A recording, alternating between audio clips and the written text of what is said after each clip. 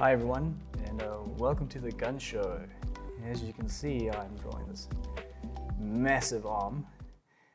Welcome to Art with Nathan. Over the last couple of weeks, we've been doing the fundamentals of drawing, and the last episode we covered cross-hatching. So I thought in this episode we could just look at how to put everything together. Okay, again, I'm drawing with a whiteboard, so it's not your traditional drawing medium. But if you remember, red stands for construction lines. This is what I'm doing now. And there's a good reason why I selected this as an image to draw. Firstly, because it looks really cool, all right? And because of all the different volumes you have on this arm. You'll see that it's like all the muscles are very well developed. Each has its own little volume and shape. So it's a really good thing to draw. And it has kind of a muscly figure has attracted artists over generations to draw them, to depict them in art. If you look at any statue or any sculpture by Michelangelo, you see all the men, even the women, have tremendously muscular physiques. And that's because it just depicts volume and power, and I suppose it goes into the whole construction of beauty in an interesting way. Also, when you're learning to draw, if you go to a very traditional art school, you draw these plaster casts, and most of them are of these kind of physiques, an arm or a leg or a face, like very classic looking. And so they have this kind of look to it. So it's a really good way to draw. I'm not saying this is anyway a better body than anyone else's body. It just depicts volume in actually an easier way than how most bodies are.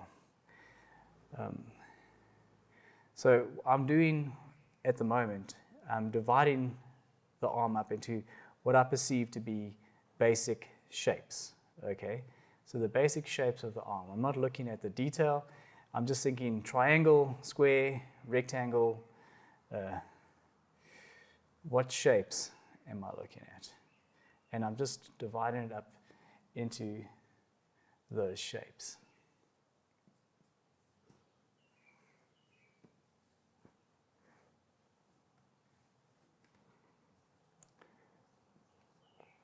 I'm looking at the arm here with the hand, really unnatural position.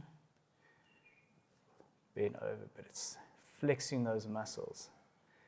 I've always found bodybuilding quite fascinating in that way. It's this extreme thing. It's on the level of, like, for me, opera singers doing something tremendously specialized with their bodies, and there's this monk-like existence to achieve what they're doing. So there you see, I've mapped out what I consider the basic shapes. You've got this big rounded shape for the deltoid. I've got this mass, which isn't quite correct. I still have to do the peak of the bicep over here and for the main part of the arm. And then the forearm is basically just this rectangular, well, quite rectangular shape. And then I've drawn out the hand, okay? So kind of getting it. So I'm going to start working in each area, dividing them up into their basic shapes. So let's start with the deltoid. There's like a little shape there, and it really is just a matter of giving each little shape within the shape its own space. Okay, so getting this right is quite tricky. So that's like a tricep.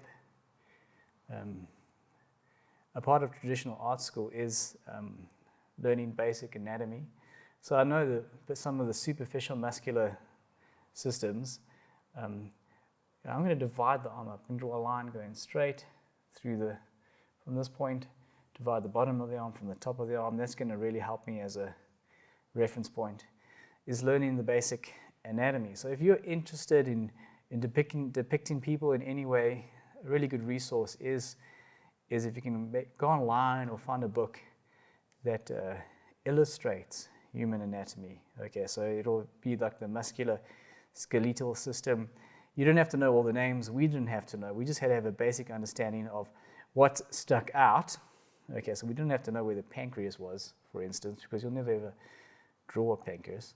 But we had to learn about the hip bones and the shoulder blades, elbows and knees, ankles, all the things that you could see, and not the things you don't see. So it's not quite, at a medical level, but it is extremely useful to have an awareness, especially if you want to draw bodies. So often, there's a French artist called David. He would, for all of his subjects, he would draw, even if they were clothed, he'd draw them naked at first, completely naked, their anatomy absolutely correct, and then he'd dress the clothes on top. And you can see in many of his unfinished works that he didn't get quite done. You can see this. You can see so he would just make sure that those anatomy proportions were absolutely perfect and correct. Okay, that is not necessary to do. Having a basic understanding. So you work from that. So what we did is we drew models of skeletons, and we moved up to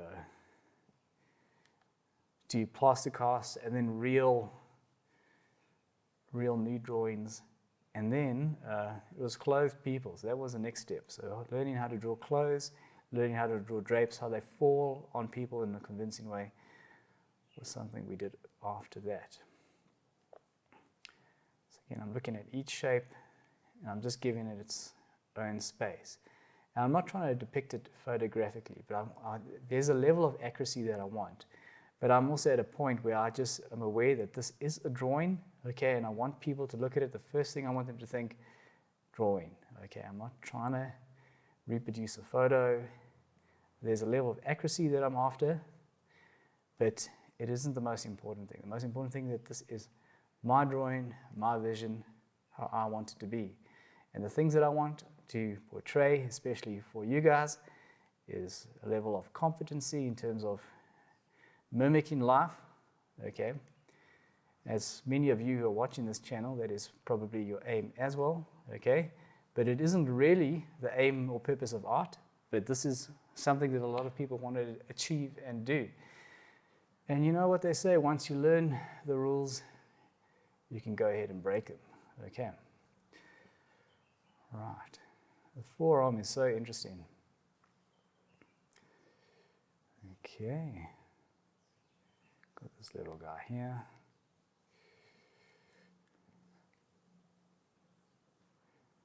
Hands are also among the most complicated things to draw. Okay, I definitely have exaggerated some of the proportions of this arm, but that is fine. That is absolutely fine. Michelangelo did that as well because he wanted to depict them as ideal. And idealism is something that has changed over the years. If you just think about the male physique, for example, I know much is said about the female physique, but the male physique, the idea of male beauty and what is ideal has changed. If you look at those sculptures, particularly of athletes, you'll see they look very different from what we consider to be ideal or desirable. It's all constructed. So a lot of the early models were stonemasons. So these were very hard-working men. And they spent the day lifting up rocks, carrying heavy stuff, hammering away. And so you'd find that they had very different proportions. So like a ideal proportion for a male figure today is this V shape. But they had very rectangular bodies because they had very strong midsections, very strong oblique muscles, very strong shoulders. The lat muscles in the back were very well developed because they were working, where we kind of had these ideal show muscles, the bicep, the chest, and that very strong pushing and pulling muscles. So it was a different ideal technique, idealism that we're looking at. So, I mean, it's just something that artists have to be aware of because we play around with what the world considers beautiful. It's part of our tool set. We want to question it. We want to use those cultural norms to our advantage. we want to change them, okay, if that is your desire.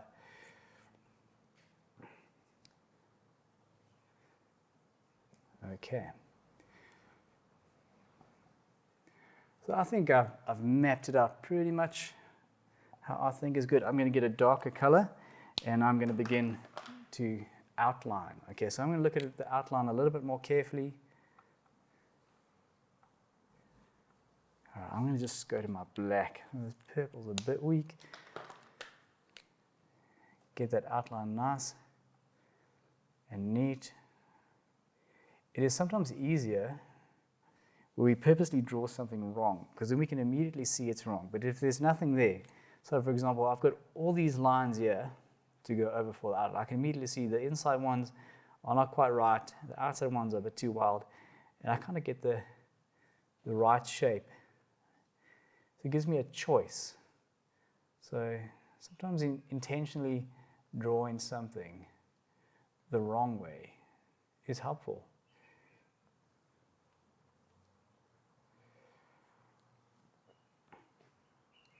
Of course, standards of beauty have changed over the years.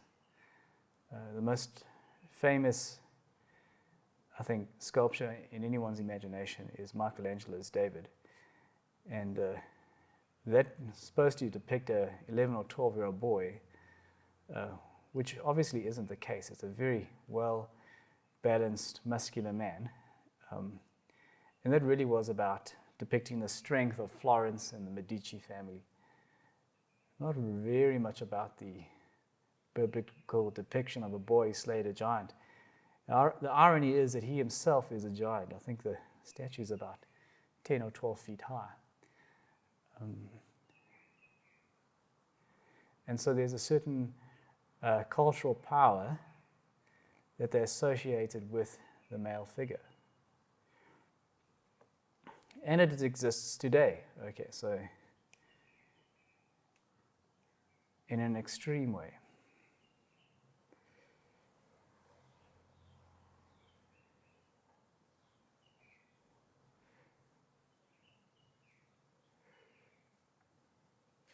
Well, just being a child of the 90s, growing up watching action movies of Sylvester Stallone and Arnold Schwarzenegger. I mean, those guys look like extreme versions of these Greek and Roman statues. And again, it was about portraying power and agency and the ability to do extraordinary things. Not much has changed, except those cultural icons weren't made of marble, they were made out of film.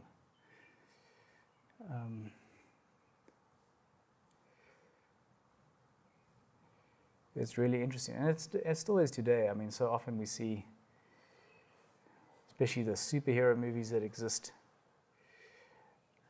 No longer do we have able bodies, but we have super able bodies.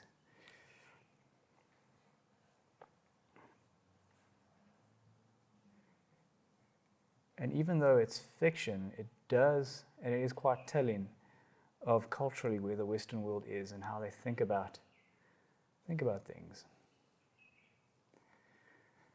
So what I'm particularly focusing on, so you'll see my initial drawings, I've outlined the entire shape of the muscle, okay? So I'm not doing that with my harder outline. You'll see, so here's the entire shape. I'm basically outlining the main points that stand out, where there's a discernible edge where the light is. That is what I'm focusing on to outline. You don't want to outline the whole thing. Remember, in real life, outlines don't exist. Okay, if you're walking around and you're seeing outlines around yourself, go see a doctor. Okay, so basically just emphasizing, and we can strengthen the outline where it is really dark. Like over here, I've made it a bit thicker. There's a thinner outline here at this separation, and thicker at the bottom over here. It's just where it's darker, playing around with emphasis. So here's a particular dark area here. So I'm going to outline both sides here.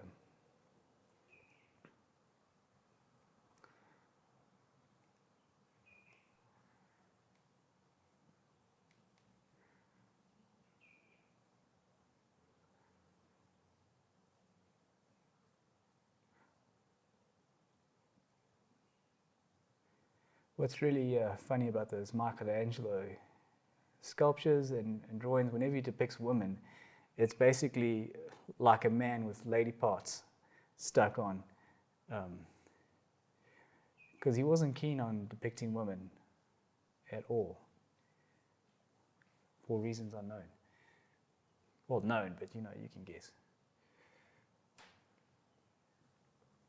Okay, the hand is quite complicated. I don't want to get too much into the hand, so I might just leave it a bit crude and rudimentary, because a lot of focus has to be put on the hand because it is such a complex structure. If you think about it, how many bones and tendons and shapes are in a hand. So I'm going to just give it a basic outline, and then I'm going to leave it for this drawing, just so we can say it's there. Okay, and you don't have to finish everything in a drawing. I love drawings where there's elements of unfinishedness, where the artist leaves some things unfinished. It's revealing the process. It's also a part of your artistic license. You can put emphasis on certain things. Okay, so we're going to begin cross-hatching now. So if you remember our basic techniques, okay, just a quick, this is hatching, that's cross-hatching. Okay, so we're going to focus on hatching that depicts the volume of each structure. So the lines are going to flow around the muscles. So this is what we want to do. So I'm going to start just this very dark crease over here. Yeah. So there are no rules to cross-hatching. So often we just going to hatch in there. Now, if you remember what I said last week, pure black, okay, does exist, like especially when you're drawing from a photographic resource, but it often looks flat in drawings. So when you cross-hatch, especially the part where it's quite dark, it adds a bit more depth that than just coloring in something flat black. So that is what we're aiming for. So I'm using a combination of straight hatching and curved hatching. I'm trying to depict the roundness of each form. Okay, now let's get into this bicep. It's like a vein over there. Whoa. Veins and tattoos, hard to draw.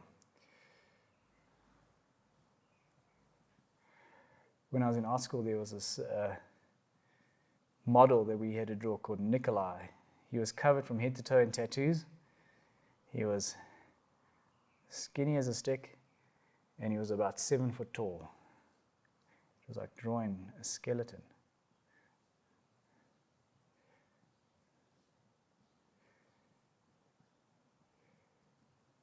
Miss you, Nikolai. Okay. All right, curving around this muscle. Okay, I'm going in one direction first.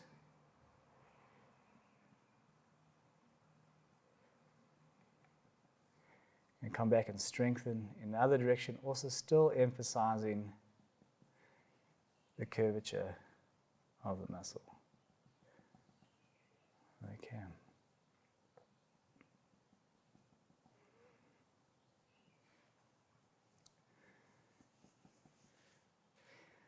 So if you want to do this at home, if you want to practice this at home, you can download an image, print it, and try and draw it, or you could get someone to pose for you.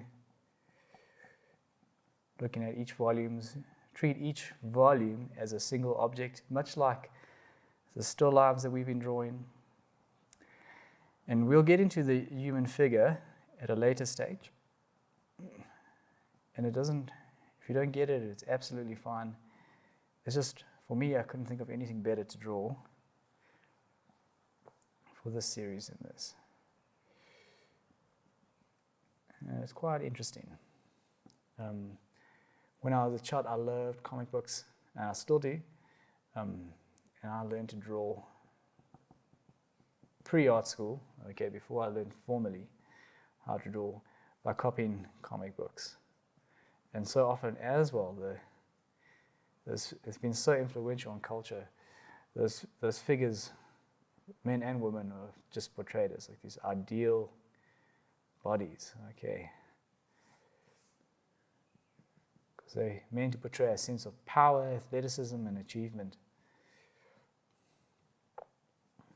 Okay, something which isn't quite real, if you ask me.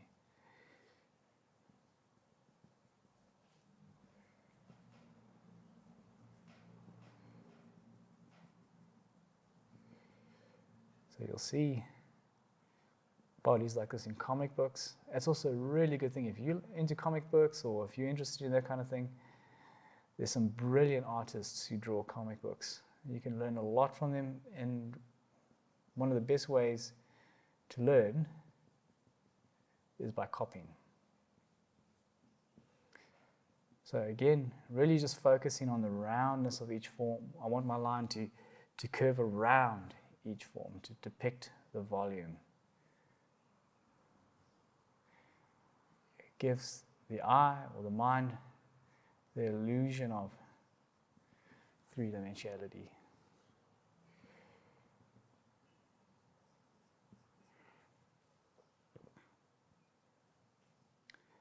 Again, guys, I'm going really fast for demonstration purposes. Take your time, ease into it, and I can promise you this, absolutely, the first time you try it, it's not going to work out. Really, it isn't. Remember all the principles that I've taught you and just start again, try again. Be easy on yourself. I often used to get so frustrated by not being able to achieve or depict what I wanted to depict. My advice to myself would be just keep going, take it easy.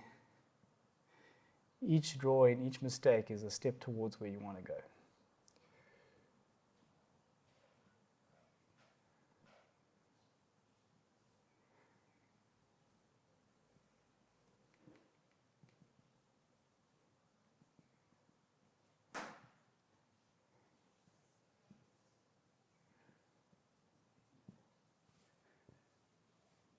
Okay, we're almost there. Right, I said I was going to leave the hand alone. I just want to do a couple more things. Okay. I think I'm about done. So just to assess my drawing, I'm quite happy with it being a whiteboard drawing. I think I did really well with the underlined shapes. There is a little bit more of exaggeration from the source material. That's absolutely fine. If I look at my muscles, maybe I'd want to get a thicker line in and just bring it in, just make it a bit more dramatic. But I'm very happy with this as a tutorial. So when you go home, find an image that you'd like to draw. It could be a leg, it could be someone's back or an arm, just like mine, and give it a try. And I'll see you guys next week.